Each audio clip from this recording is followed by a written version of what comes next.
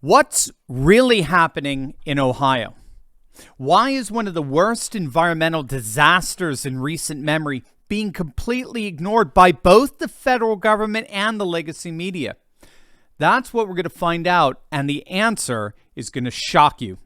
On Friday, February 3rd, a train traveling from Madison, Illinois to Conway, Pennsylvania derailed in East Palestine, Ohio. Officials said that among the 50 train cars that derailed, multiple cars contained a particularly dangerous chemical, vinyl chloride, that's both colorless and flammable.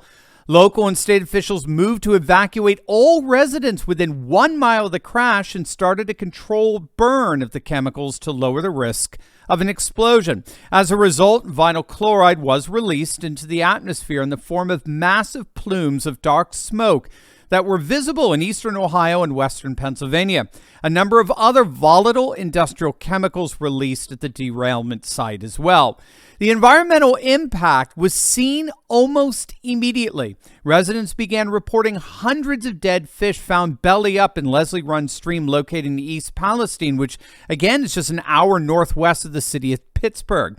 What the full environmental implications and impacts are from the blast, most especially how chemical leakage is and will continue to affect the water supply, has yet to be released by the government. But mostly all who bothered to comment on the disaster predict those consequences to be devastating. Now, there are many who are noticing a bizarre and eerie silence among the permanent political class and their dutiful propagandists and legacy media.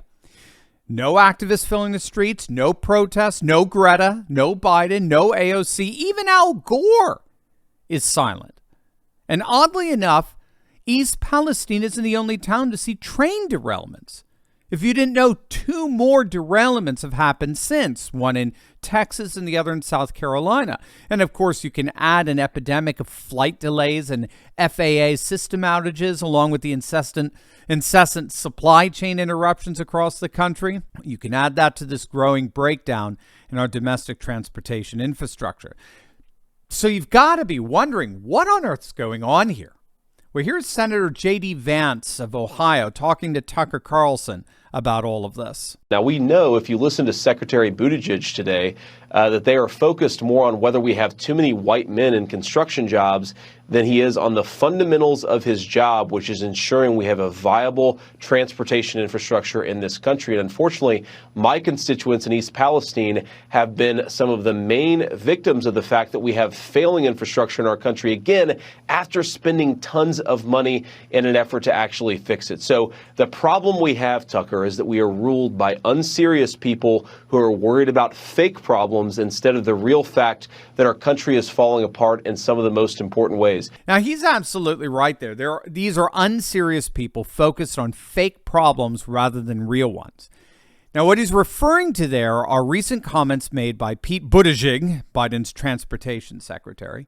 He was speaking before the National Association of Counties conference, where he said this: to work with your contractors, to work with your community colleges on building a workforce that reflects the community. Right. We have heard way too many stories from generations past of infrastructure where you got a neighborhood, often a neighborhood of color, that finally sees the project come to them, but everyone in the hard hats on that project looking like, doing the good paying jobs, don't look like they came from anywhere near the neighborhood. Right. You can build community wealth that will help close wealth gaps in this country if we can tear down those barriers. But that happens at the delivery level. So there you go. Our revered transportation secretary, who, remember, took paternity leave in the midst of the supply chain crisis after he and his husband adopted twins. He's now focused on resolving the problem of too many white men in construction jobs. He did not even hint that there was an environmental crisis under his watch unraveling in East Palestine. So what's going on here? What's happening? I think we can all agree with Senator Vance. We are dealing with unserious people who are focused on fake problems and ignoring the real ones. But why? Why is that happening? Well, we're going to answer that question, and it's going to explain a lot. But first, gang, make sure to click on that link below and protect yourself from all of this economic insanity with the timeless value of gold and silver. As you know, patriots over the centuries have always relied on gold and silver to protect their assets during economic storms, and that is where the amazing patriots over at Goldco come in. If you've got $50,000 or more in an IRA, 401k, or savings account, you need to protect those assets from bumbling Biden's insanity with the timeless value of gold and silver. Click on that link below and talk to our good friends over at Goldco.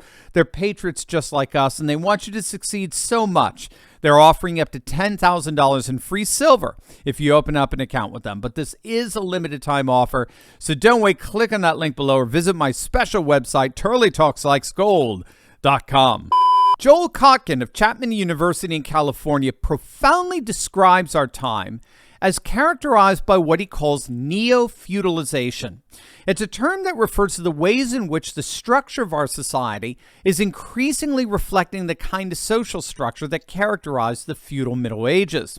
For example, today, like then, you've got an astonishing concentration of wealth and power, where very few people control pretty much everything. 5 years ago, 400 billionaires owned half of the world's assets. Today, that number's dropped to just 100. So you have this tremendous concentration of wealth and power where bureaucrats and billionaires are teaming up to create a top-down governance structure. And next to that, we're seeing today the rise of a comparable kind of religious fundamentalism. But of course, the fundamentalism today involves all things woke, right? The environment, gender, race. But the key here is that, like with religious fundamentalism, as it were, there's no room for dissent. Dissenters are heretics.